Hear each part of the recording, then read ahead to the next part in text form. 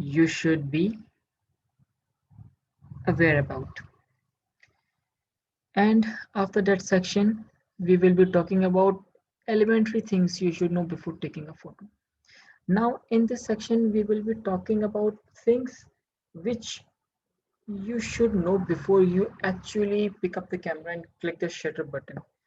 Because most of the people who click photos don't think about the basics of taking photo, because it has become so easy to just take out your phone, take out your camera, put it in auto mode and click the photo.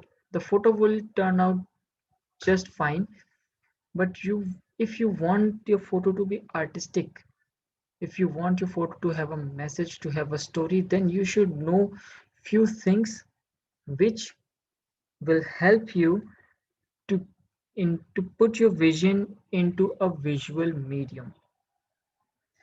So after you will be understanding the basics, the elementary things, we will be going and taking your photos which you will be sending us, and then we will be reviewing your images. In this section, we will be looking at your images, and then what we will do, we will evaluate what you did good and where you could improve. And then we will be looking to edit, because once you take your image, you will need to edit it. Photography is not just taking image, it is also editing, and it has been a part of photography since the first camera. Even in those old analog cameras, people used to edit their images, and then there would be some bonus content. So without a further ado, let's get started into today's session. And here we go. Why photography? And look at all this content. Let me zoom in, and there we go. Why photography? The first reason is because it is very open field. Even though you are going into photography, there are so many things you can do in photography. There is a wide variety of things that you can do in photography. To get started, there are many kinds of photography to choose from. As I have already told you, there are so many things that you can do in photography. And it's not only about shooting. You can go into post production, you can go into compositing, you can go into skin retouching, you can go into photo manipulation. There is so much that you can do if you enter into photography. Now, the second point, it's very interesting.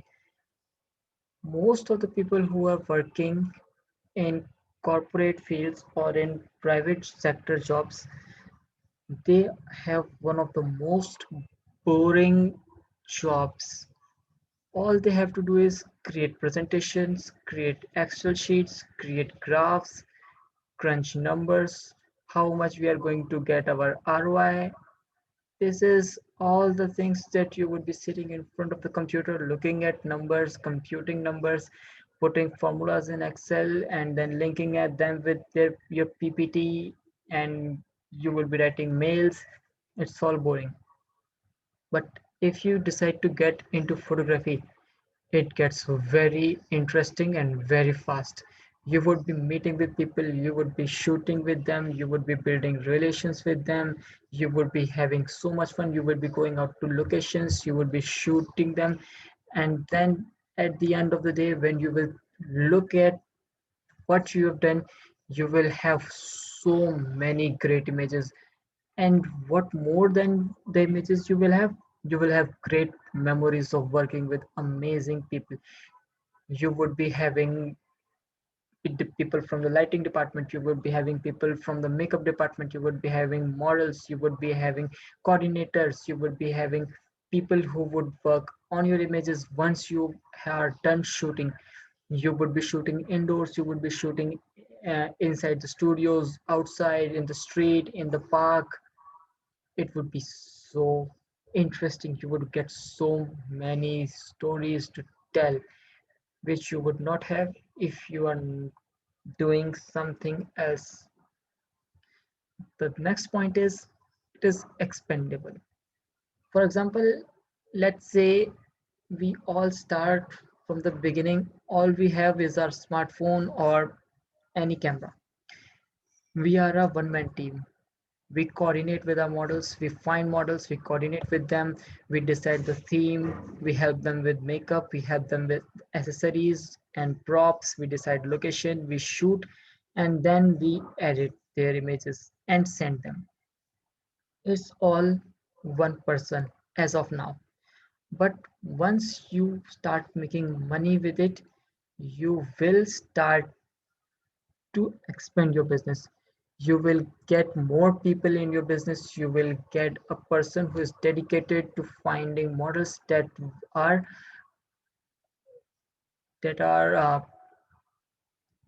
perfect for the theme which you are going to shoot. For example, if you're shooting a brand like Reebok, then you would be looking for a model who is conveying the feeling that it is sporty. And for example, if you are looking for a model who is into jewelry, then you would be looking for a model who highlights the beauty of the jewelry which she or he will be wearing. And then the next point is it has fame and celebrity status. If you decide to join photography, then you would not be working from office. It would not be like people don't know who you are, because you would be meeting with them and you would be going out with them, you would be shooting them.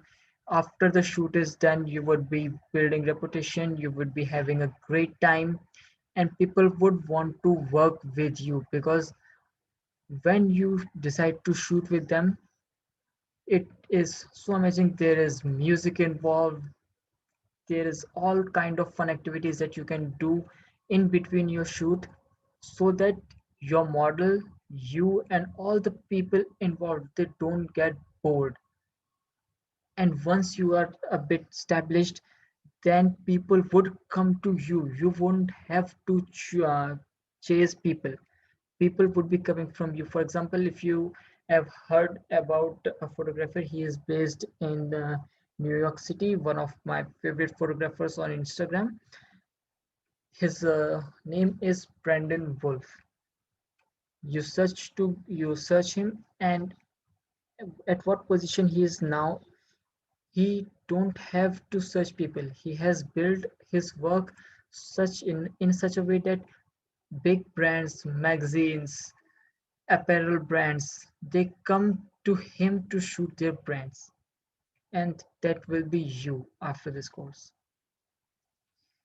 Now, getting started right away. Now, this is one of the advantages and disadvantages at the same point. Just because photography has so little of initial learning phase that anyone can pick up a camera and they can start shooting. There are so many auto modes, there are so many different modes that your camera understands what you are shooting, and it adjusts the settings according to what you're shooting to get you the optimal image. But of course, it is an artificial mode and it works up to an extent. So that's why you don't get the image what you expected it to be. That's why you need this course to put your vision exactly how you want, because your camera is not telepathically connected to your mind. It does not understand what you want, and you would be able to deliver what you want when you understand the underlying settings.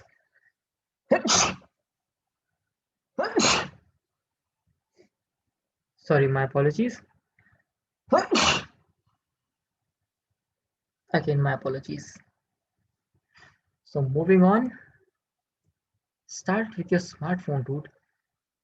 It does not matter if you don't have 80,000 DSLR or a mirrorless camera. You can take out your phone and you can get very decent images.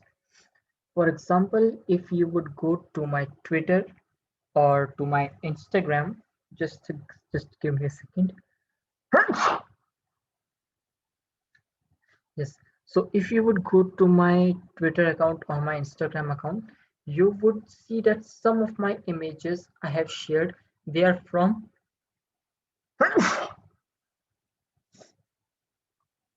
yes. So some of my images on my Twitter and on my Instagram account, they are from my smartphones. And you would not be able to tell me that the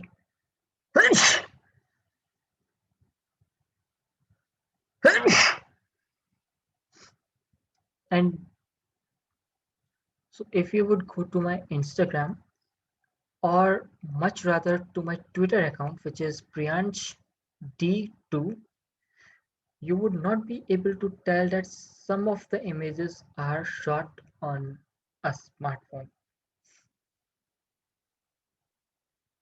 So because our smartphones are so better, there are so many AI powered tools.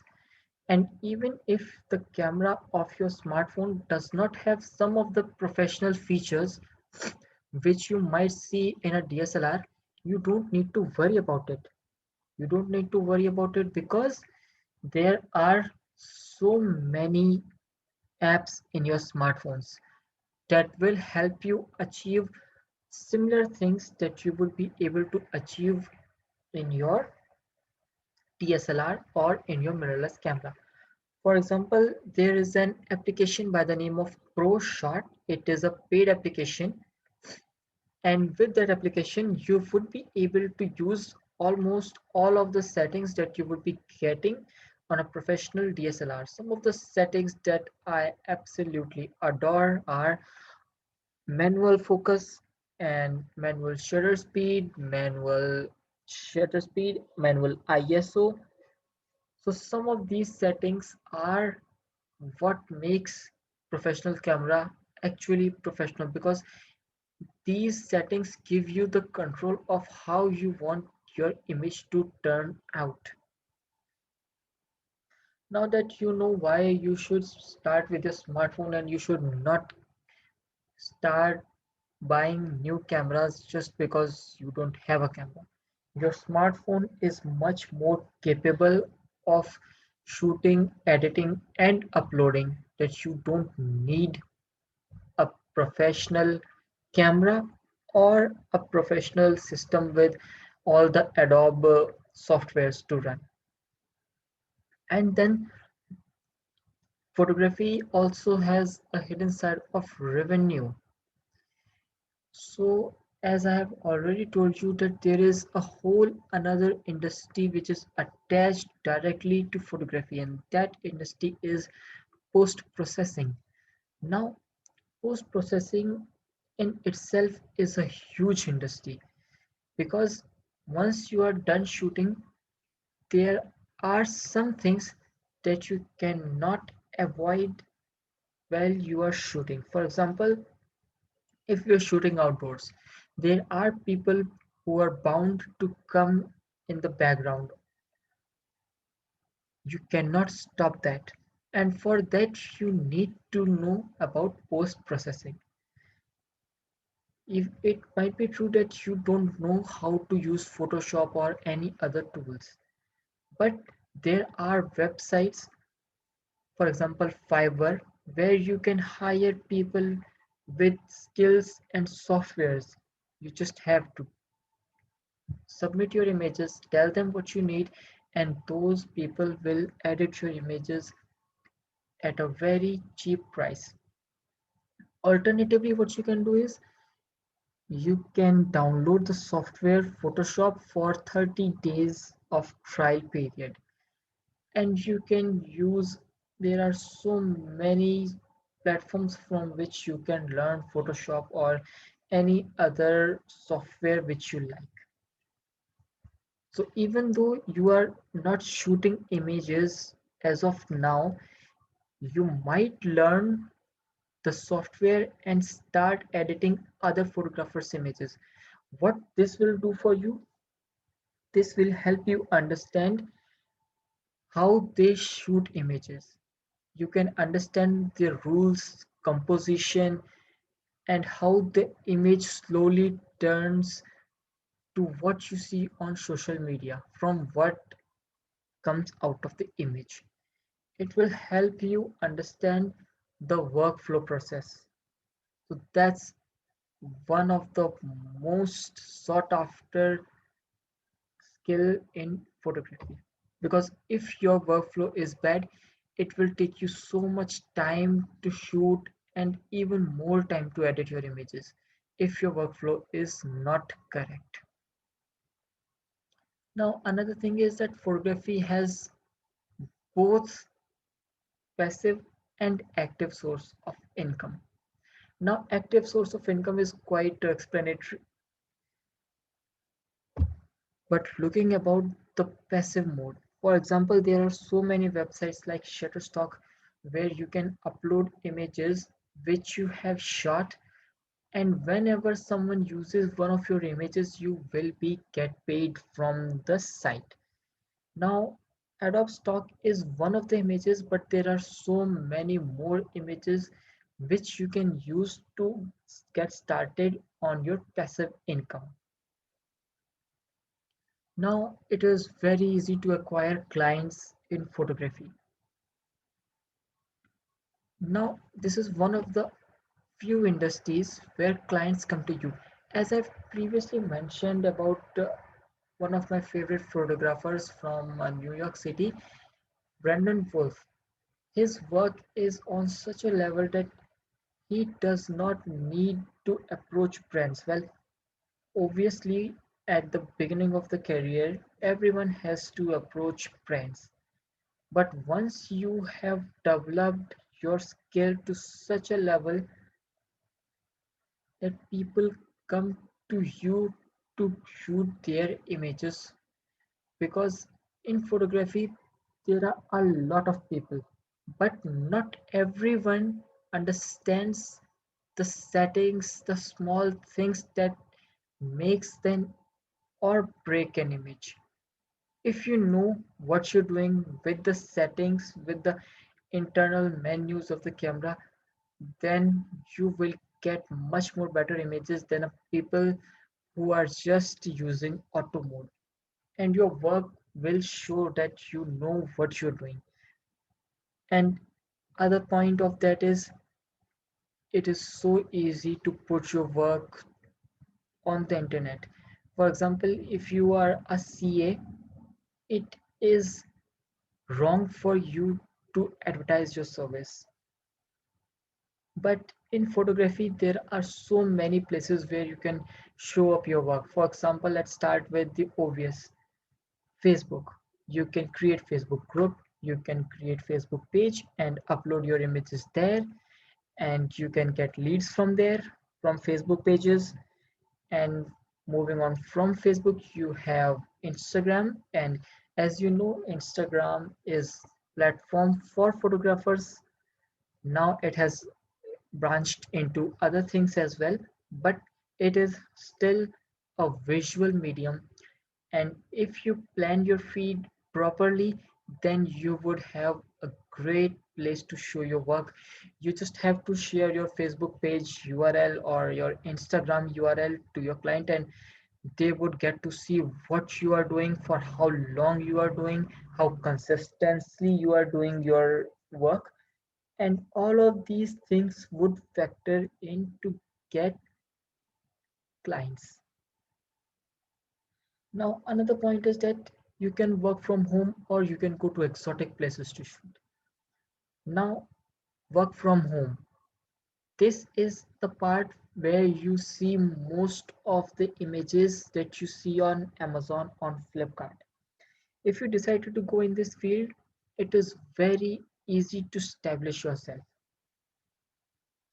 For example, there are photographers who are charging 30 rupees per image to shoot for Amazon and Flipkart or Jobong or any other e-commerce website. Now you might have noticed that on any e-commerce website there are multiple images of the same product from different angle.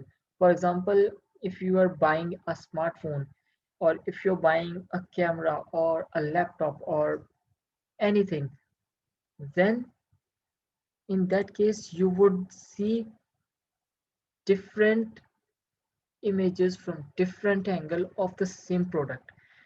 So for example, if you take a smartphone image and then what you do, you take it from the top, you take it from the front, you take it from all the other sides, then to shoot one product you are easily getting 200 rupees. Now you can go lower in terms of your price, but I would not suggest that. Now moving to the next part, you can go to exotic places. Well, right now, because of the pandemic, it is not advised to go outside and shoot in places which are heavily populated by people or there are social places. It is not advised that you should go there right now. But as soon as this situation calms down, there is a proper vaccine and everything comes back to normal, there is a chance that you can get to go to places like Bali, Vietnam. They are one of the most beautiful countries that are not that expensive to go to. Now, it can be done with a team or you can be a one-man army. For example, I'm again quoting the same photographer, Brandon Wolf. He is a person, he is alone and he shoots one of the finest images.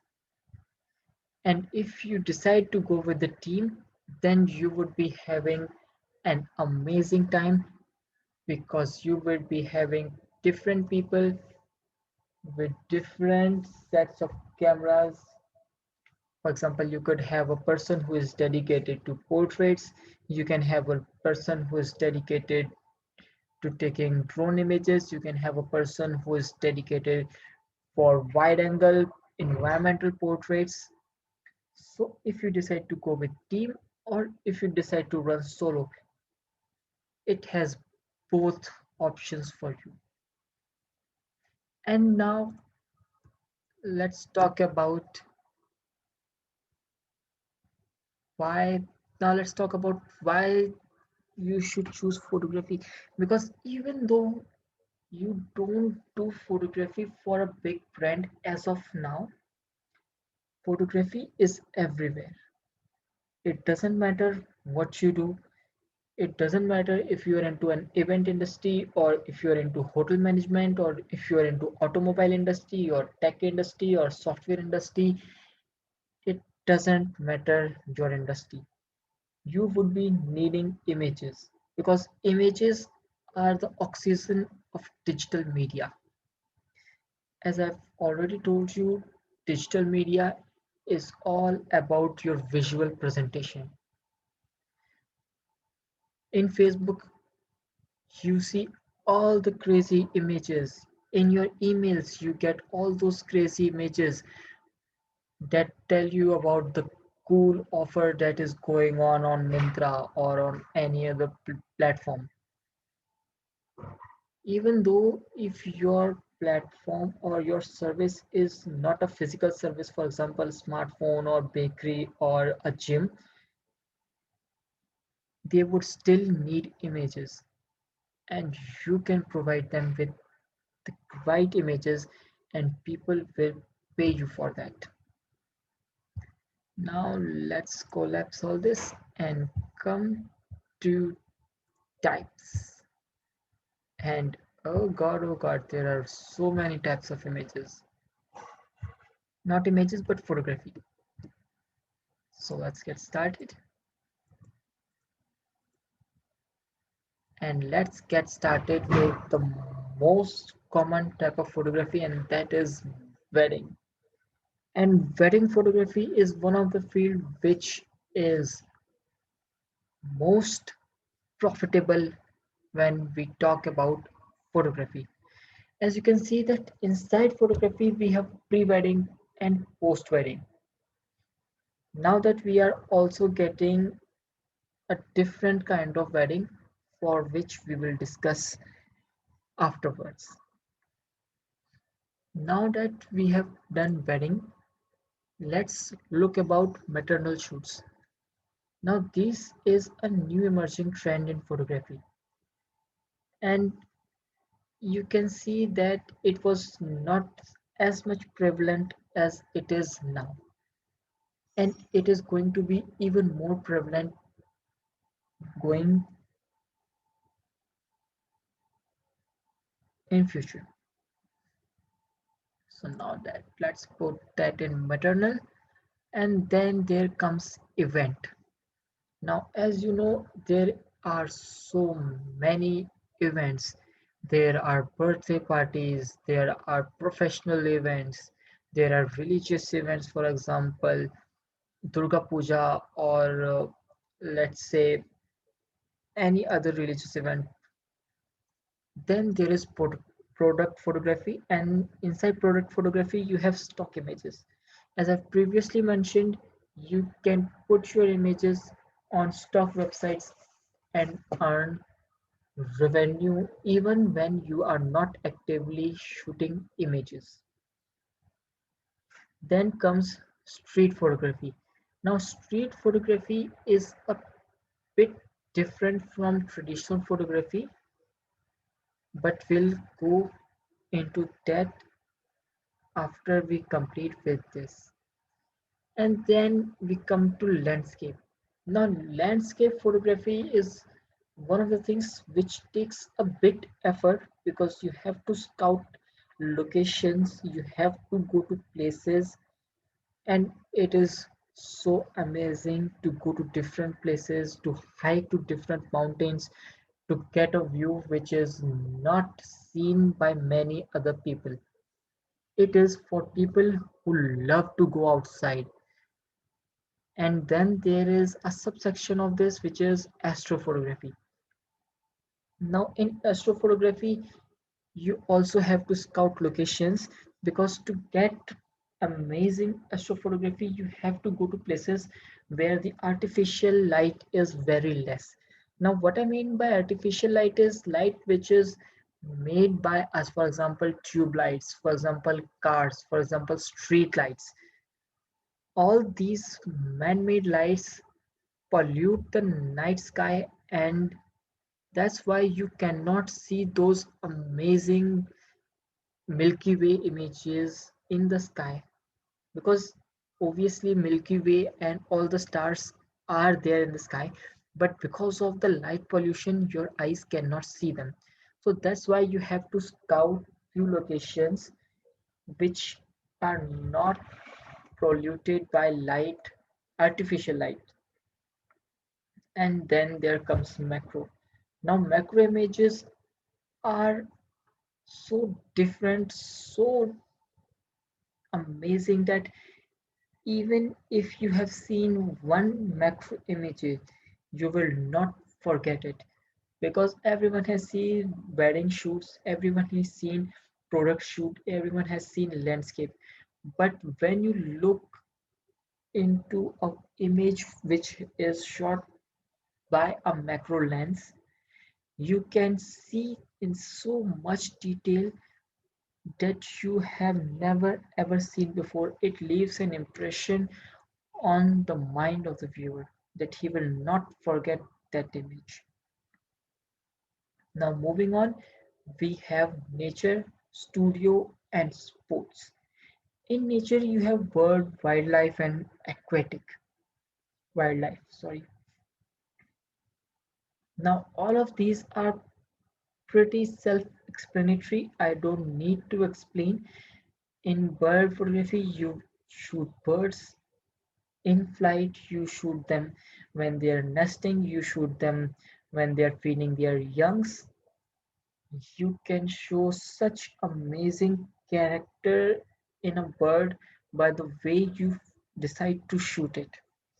And that is same for wildlife and aquatic wildlife. So now let's put that back into nature. Now into studio. You can do portfolio shoots, you can do fashion, you can do fine art, you can do portraits. There are so many more things that you can shoot in the studio. So, and then let's talk about sports, because in sports you have motorsports and you have actions. And if you decide to go with motorsport or action, it will heavily impact the decision for the camera which you are going to take. Because when you have to shoot action, you have to shoot a camera which is lightweight, yet which is capable of capturing those high speed moments. We will be talking about how to buy a camera which suits your needs. Now, where to get started? Let's go. Now, the first thing is find your interest. Now, how would you find your interest? Well, you might know what your interest is. If that's the case, it's amazing. You can go ahead and skip this section. But if you don't, then the starting point is Instagram, because it is a visual medium. Start following famous photographers and then see whether you like what they're posting or you want something else. Look into your saves and your likes. You can check what images you have liked in the past, and you can obviously check your saved items in your Instagram account, because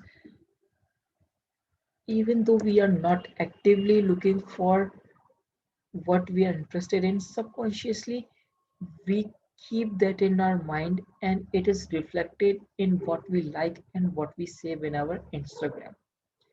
Now that some of you might say that I'm not on Instagram, well, to be honest, I don't believe everyone is on Instagram. But even if you are not, do not worry. What you can do is you can look into your smartphone camera gallery, because we all have smartphones and we all have decent to amazing cameras in our smartphones, and we take so many images, and all of those images can give you an insight for what you want to shoot. For example, some people smartphone gallery have flowers in them. It doesn't matter where they are. If they see a beautiful flower, they would take a moment, they would stop their car or they would stop what you're doing, they would come down, they would stop their vehicles, or they would, if they are jogging in the park, they would slow down, they would take an image of the flower. That will help you understand what you want as your photography. Now, the third point for how you can find your interest is start clicking images. We all have our smartphones. Start by shooting whatever you like. It doesn't matter if the image turns out to be good or bad. Start shooting. For example, start shooting flowers or start shooting the products which you already have in your home. For example, your laptop, your accessories, for example, your headphones, your Bluetooth speaker, your over ear headphones. Start shooting whatever you have access to. And the process of shooting images will help you understand. For example, when I first shoot my bird in flight, I got a feeling is like this is what I want. I want to click more images like this one. That's how you can find what you really like to shoot. And then the other thing is you can look for inspiration. Find people who inspire you and follow them. It is so simple. On Instagram, if you go into explore page, there are so many underrated people who work so good, so tirelessly, but they are a bit underappreciated. You can find inspiration in Instagram on 500px, on Viewbug, or on anywhere. It doesn't even matter. It has to be online. It has to be uh, some other photographer.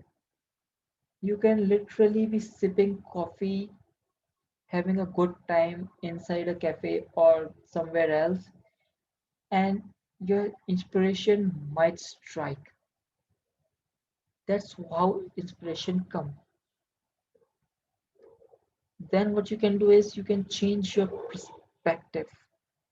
Now you can change your perspective by literally looking up or looking down. In photography we call it the top angle or from the low angle, because sometimes looking differently at some things change the things entirely, and we will talk about much more detail about this one, but right now we need to move on. Now understand your photography needs and requirements. As I previously told you that photography is a lot wide than what you previously imagined it to be, and it depends on what you are photographing, depends on what you want to shoot. For example, if you're shooting portraits, you would be considered to get a prime lens, for example a 50 mm f1.8 or a 70 to 200 mm f2.8. Or if you are shooting landscapes, it would be much more advisable that you go with a 12 mm or a 10 to 15 mm wide angle lens that does not have chromatic aberration applied to it. Or for example, if you want to shoot wildlife, it would be much more easier for you to shoot wildlife if you decide to take a camera which is lightweight, has a faster shutter speed and fps, along with a big lens, for example sigma 150 to 600 mm or canon 100 to 400 mm. All of these depends on the type of photography you are doing. Now moving on to the next point, which is types of cameras. Now, as of now, we would be talking about three types of cameras, that are smartphones, which everyone has, then DSLR, which most of the people have because it is getting cheaper by the day, and then there is third, which is mirrorless. Now mirrorless cameras are a bit new, and a common user might not know about mirrorless or does not even care about mirrorless. But if you decided that you want to shoot professionally, you would consider to get a mirrorless camera. We would be delving about what are the advantages and disadvantages of all these three types of cameras. Now that once you have decided what camera you want, you need to understand your camera. Most of the cameras, well, the professional cameras have two aspects. One is the body and another is the lens. Now you might say that, yeah, I will use any lens with any camera. It does not work that way. It has to be compatible, and there are other things that factor into the combination of your camera body and your camera lens. Now, looking into lens, you have prime lenses, wide angles, and telephotos. And looking in the body, you have DSLRs, the most common, the mirrorless, the one that absolute professionals use, and the mobile, which everyone uses.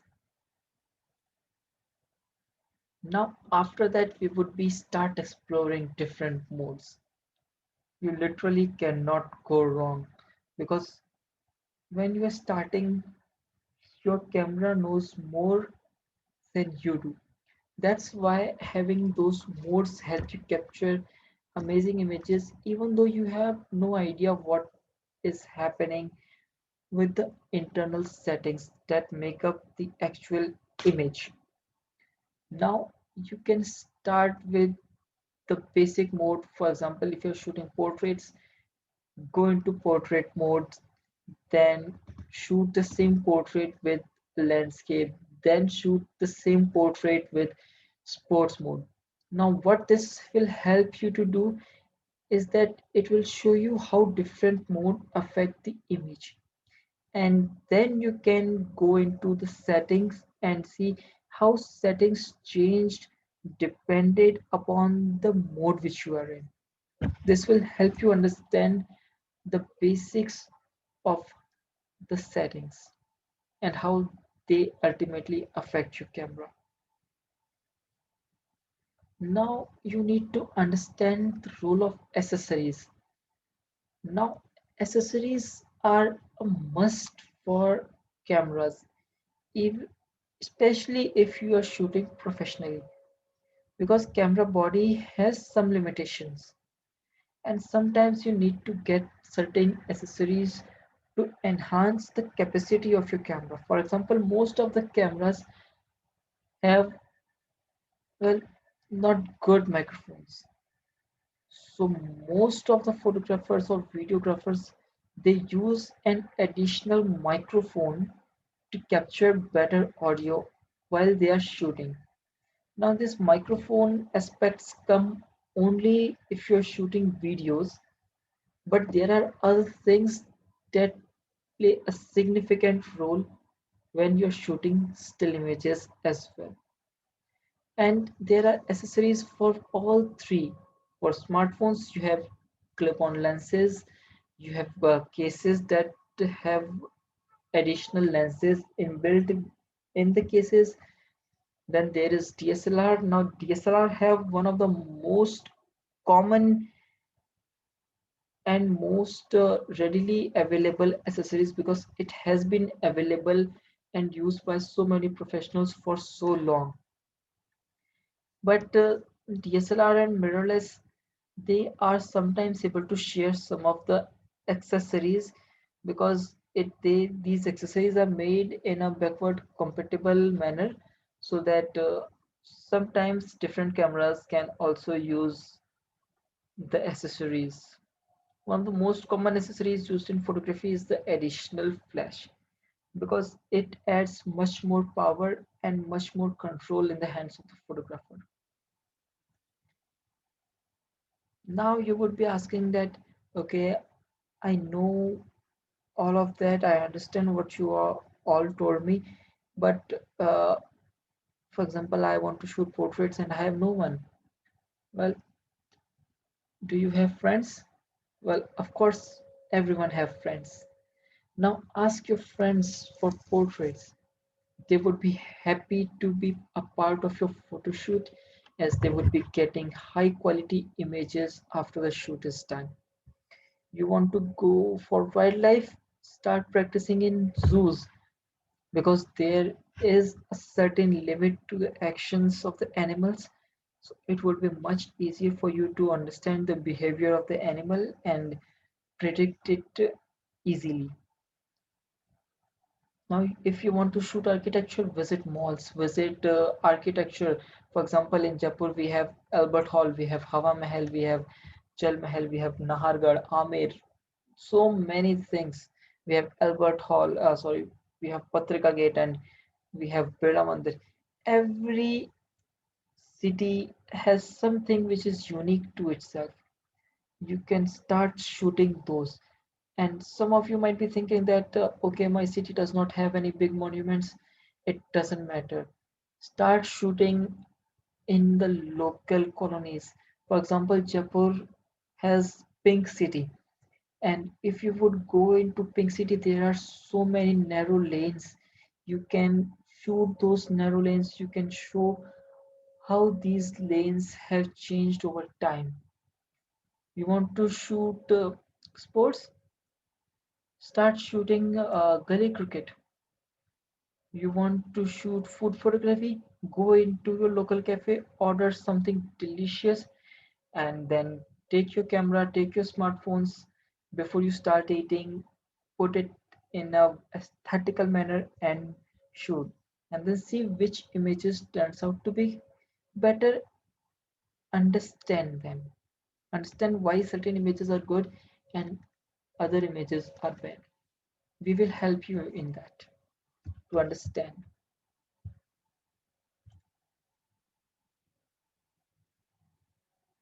Now,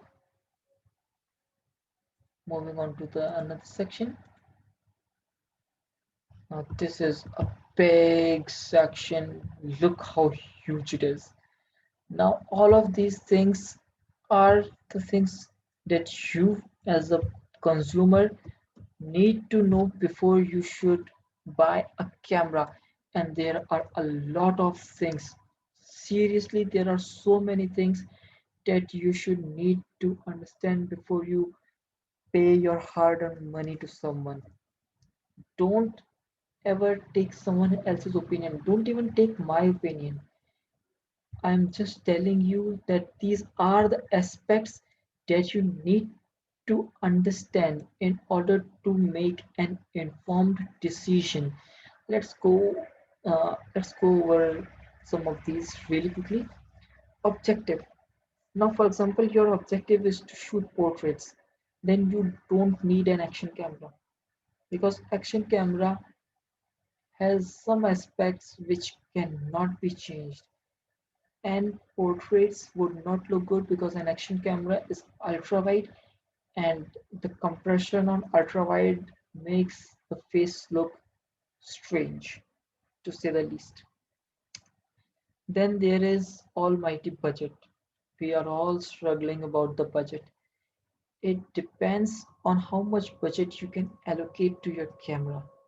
Now this has again internally has two aspects. You can buy a rich camera with rich features with high resolutions, but then you need to have a lens, and you can use one of your older lenses if it's compatible. So there are so many things that you need to understand in order to buy a camera which fulfills your need. So we will be skipping over this section because this section is too big to continue as of now. Now, elementary things you should know before you actually take the camera and start shooting. Now, one of the few things are, what are you taking photos of? Are you taking photos of people? Are these people inside your studio? Are these people on the street? Or are you shooting candid images or candid portraits, as we say them? Or you are shooting animals, you're shooting products? What is you are shooting? Now, the other thing is, what equipment are you using? Are you using a smartphone? Because if you're using a smartphone, the technique to shoot the image is quite different than the DSLR, because DSLR have a big image sensor and a big visual representation. If you are carrying a big DSLR on your hand, people will tend to notice you. So it depends on what you're using. Sometimes you want to use your smartphone because you already have it. There are so many automatic modes. You have again access to manual settings. So it does not always mean that you should carry a bulky camera with you, but it is about how well you use your camera, the camera which you currently have, even though it's a smartphone, you should know how to use that. Then there is camera settings. Now camera settings have focusing mode, auto mode, manual mode. Then there is lighting, location, time of the shoot. Time of the shoot includes morning, middle of the day, evening, or one of the best times a photographer can shoot, which is the golden hour. We will be studying about that golden hour as well in our course. So let's put it down and let's see about reviewing your images. Now, reviewing your images, we would be helping you understand the lighting, understand the framing, how to help your model pose if they don't know how to. And we will also help you guidance on the settings, which ultimately makes the camera or DSLR the best, and why people are still using DSLRs and not everyone is using mirrorless cameras. We will be touching on that aspect as well. So let's put it back. There we go. Now we will be looking into editing. Now, in the editing section, we will be talking about what actually is editing. We will look into one of the brief histories of editing images, and believe me, it's very interesting. It's not alone, not at all sleepy. It's very interesting. Then we would be looking for softwares for editing. Well, as of now, I'm speaking, there are few softwares that can edit your image in both PC and in Lightroom, but we will be talking about other services as well. And these other services will help you create amazing images. You have no idea that some of the images were edited on your smartphone. If it wasn't for the behind the scene, no one would have ever known that it was shot on a mobile. And then there is limit of editing, because most of the people what they do is they don't understand the limit. For example, if they see a detailed tab, they increase it straight to 100%. If they see a saturation tab, they increase the saturation to 1,000 and it's look very strange. We will help you understand the color theory as well. And then there comes presets. Everyone loves preset. It helps you make your workflow, your editing fast and much more efficient. And then comes our bonus content. In our bonus content, we will be looking about how you can go ahead and build your portfolio. Now, most of the time, photographers use Instagram as their portfolio, but that is not recommended, because on Instagram, people get distracted so easily that they might be looking at your images, thinking of hiring you, and at the next moment, they would be laughing on a meme on the same platform. So that's why I would suggest you to have a print portfolio as well. I would show you my portfolio and I will decide you help how you can create your own portfolio. And then there are some of the apps that would tell you to get clients, and one of few of them are photo stock photo viewbug and 500px. And then at the last, we would be talking about things you should avoid. All of these things we would be going into much more detail of why you should avoid them, and we would be showing you results of what happens if you don't avoid these images. And you might find that you might be doing one of these things. So again, my name is Priyansh Trivedi. This was it for today's webinar. If you find this interesting, Please connect me on my Twitter, which is PriyanshT2. Thank you and good night. Have a great day.